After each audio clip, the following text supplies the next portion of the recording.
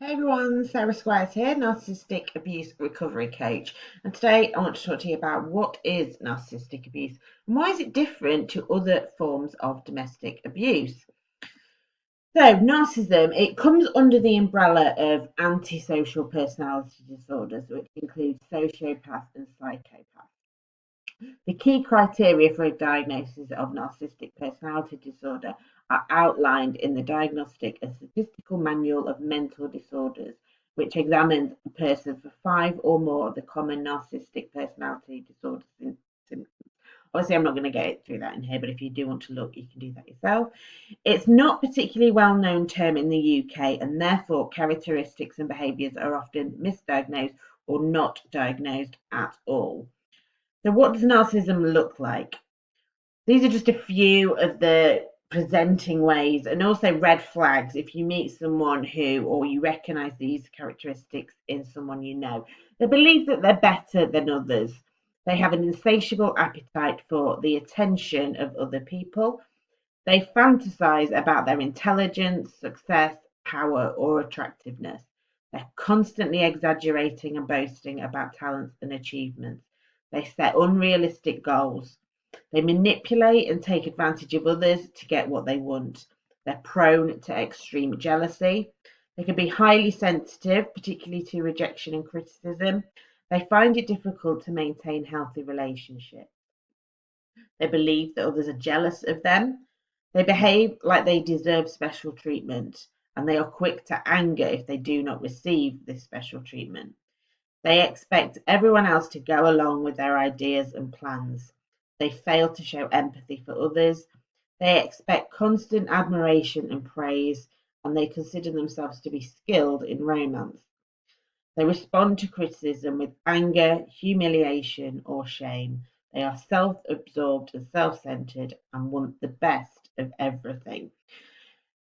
Now, a lot of these you can put under a lot of other different mental health conditions, and this is where the problem lies, is that some of these things will get diagnosed in other ways. They may get diagnosed as bipolar, they may be diagnosed with borderline personality disorder. Um, so that's why they often gets misdiagnosed. Now, this is what I wrote based on my experiences. It's what I thought, the impression I got that what was going on in the narcissist's head. You are mine. I own you.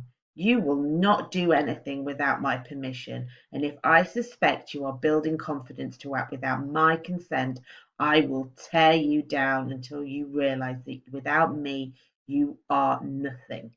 If you dare to leave, I will make it my lifelong mission to make you pay for disrespecting me. At first, I'll remind you of how wonderful things were at the start, how much you loved me, and tell you that everything will be different if you just come home. Once you're here, I will punish you. I will make sure you never dare to leave me ever again. And if you do, I'll make you believe I will kill you or those you love. Our kids are simply weapons to be used by me to hurt you. When you or the kids cry, I know it means I'm winning. You are mine. Sounds really dramatic, but actually it's the truth. This is how narcissists think. That is their mindset. So why is it different from domestic abuse? Because obviously domestic abuse it can cover psychological, emotional, physical, verbal, financial, sexual. And so why is it different? So these are just some of the things that actually narcissistic abuse, it can be in any relationship and not just romantic. It could be a parent, it could be your boss. The Harvey Weinstein case was a particular trigger for me. It could be a priest, a judge, anyone at all can narcissistically abuse you. A narcissist may just discard their victims like trash on the side of their road. They can switch their emotions off just like that, like a light switch, which isn't normal. They can hoover victims back at any time.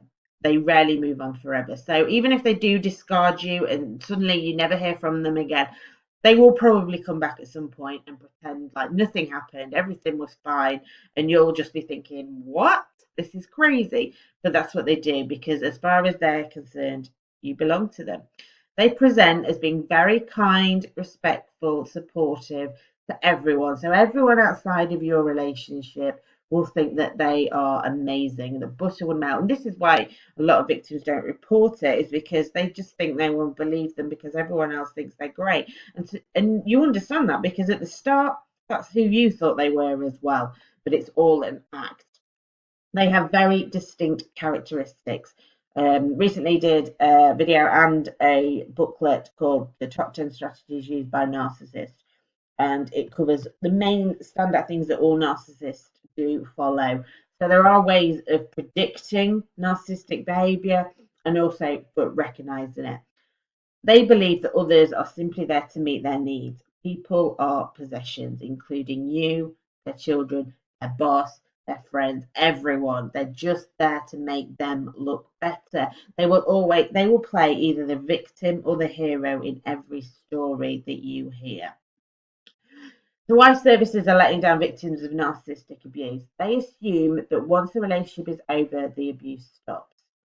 A narcissist will never stop. Even if they go quiet for a while, they will come back because in their mind you belong to them, and services aren't providing you with, one, that knowledge that might happen, and two, the resources to deal with that. They don't help the victim to identify why they were attracted to the narcissist in the first place, and therefore how to break that pattern. And when I say attracted, I don't just mean in a romantic sense. I've come across narcissists in workplace, and they chose me. They chose to abuse me for a reason, as opposed to my colleagues. And what services aren't doing is they're not helping victims to identify why that is the case, because and that the reason, therefore they don't, and so they'll get another narcissist back in their life months or years later, and they'll keep repeating this pattern, and actually it just gets worse and worse and worse. They don't help victims to co-parent with a narcissist. Once you've got kids with a narcissist, they're in your life forever, and they will not co-parent. They will counter-parent. Everything that should be an easy conversation will become an argument, and there's no support and services around that. They don't understand narcissism, how a narcissist will lie and manipulate the facts to make themselves look like victims. I've worked with people who have been abused for years by a narcissist, and when they separated, they took the children from them, claiming that they were the ones that had been abused by the non-narcissist. And because they're such good liars and manipulators, they were believed by everyone, and that's not being shared. They also don't understand that narcissistic abuse is systematic. A lot of people in positions of power have narcissistic traits, and so when you're fighting the narcissist, you're not just fighting them, you're fighting a lot of other narcissists and an entire system that is built upon narcissism. So this is why the Narcissistic and Domestic Abuse Recovery Centre is needed. It's to train professionals to better support victims, to help individuals understand narcissism, how it presents, and how to counteract their strategies. It's to help children with narcissistic parents to build resilience, to help individuals trying to co-parent with a narcissist to protect their child from the abuse.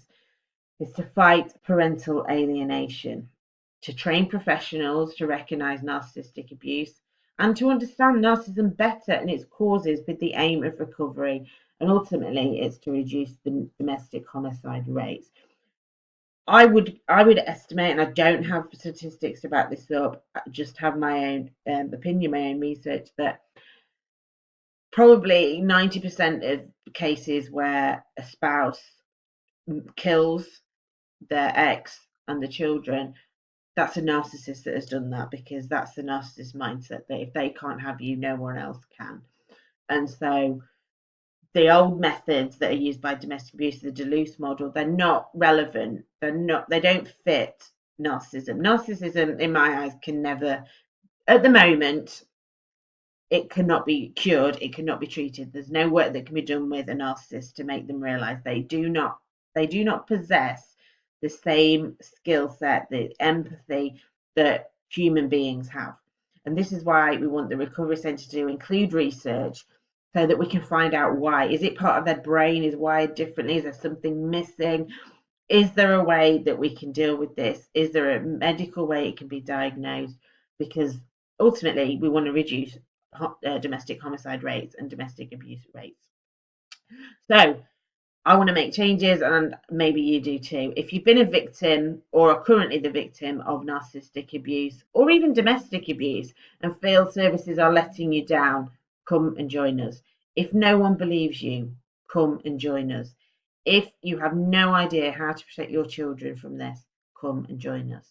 If you want to make a difference to people's lives, come and join us. Details of the meeting are on this post. It will be great to see you there. We really do genuinely want to make a difference to the people of Lincoln and put an end to people suffering. So it'd be great to see you there. Take care. Bye bye.